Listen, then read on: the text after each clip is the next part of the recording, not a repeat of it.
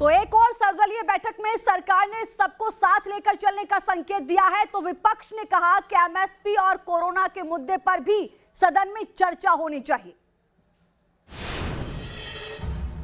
All party meeting में 31 parties participate किया।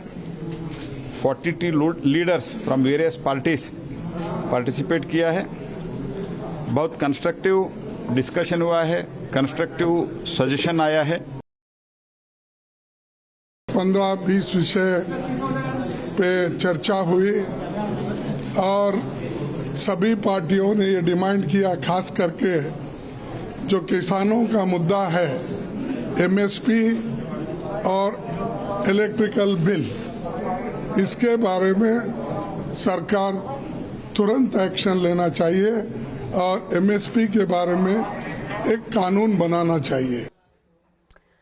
और हमारे सहयोगी मोहित दुबे इस वक्त हमारे साथ जुड़ रहे हैं। मोहित, सर्वदलीय बैठक में किस तरीके का विपक्ष का रवैया रहा, किन मुद्दों को लेकर चर्चा हुई, शीतकालीन सत्र में क्या रवैया रहेगा विपक्ष का, क्या कुछ रणनीति, क्या जानकारी इस बैठक को लेकर?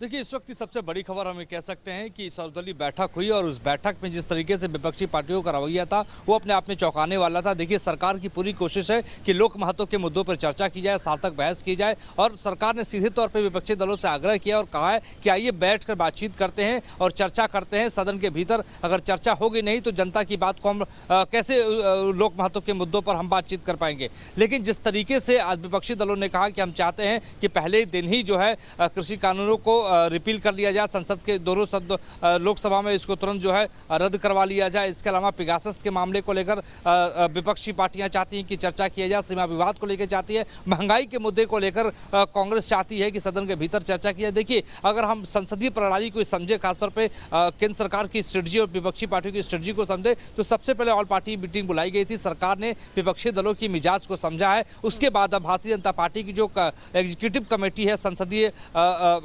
प्रणाली के मद्देनजर, संसदीय सिस्टम के मद्देनजर उसकी बैठक चल रही है, जिसमें जेपी नड्डा, राजनाथ सिंह, प्रहलाद जोशी जैसे तमाम बड़े नेता मौजूद है। वहां पे अब रणनीति बनाई जा रही है कि विपक्षी दलों की जो बातें हैं, मांगे हैं, किस तरीके से मानी जाए, किस तरीके से संसद के भीतर दोनों ही संसद के दोनों सदनों में अपनी रणनीति को रखा जाए। इसके बाद एनडीए की बैठक होगी और एनडीए की बैठक पे अपने सहयोगी दलों को एकमत किया जाएगा। उनको बताया जाएगा कि आपका रुख किस रूप में रहना चाहिए और विपक्षी दलों को किस तरीके से उनको जवाब देना है। पहली बात। दूसरी बात सबसे इंपॉर्टेंट ये हो जाती है कि कल विपक्षी दलों ने भी अपनी बैठक बुलाई है। रणनीतिक एक बैठक कल सुबह 10 बजे होगी। उसमें कहा जा रहा है कि टीएमसी शामिल नहीं होगी। कल शामिल होगी कि नहीं होगी ये तो अभी दूर की कौड़ी है, लेकिन आज जो बैठक है उसमें कोशिश केंद्र सरकार की यही है कि एक राय बनाकर संसद के भीतर उतरा जाए और कृषि कानूनों को लगातार जो बवाल चल रहा है संसद के भीतर और संसद के बाहर, उस पर अपने रुख को व्यापक ढंग से और मजबूती से रखा जाए। बिल्कुल मोहित, बहुत धन्यवाद विस्तार से जानकारी के लिए। एनडीए की मीटिंग पर भी आप नजर बना के रखिए, अपडेट आपसे लेंगे।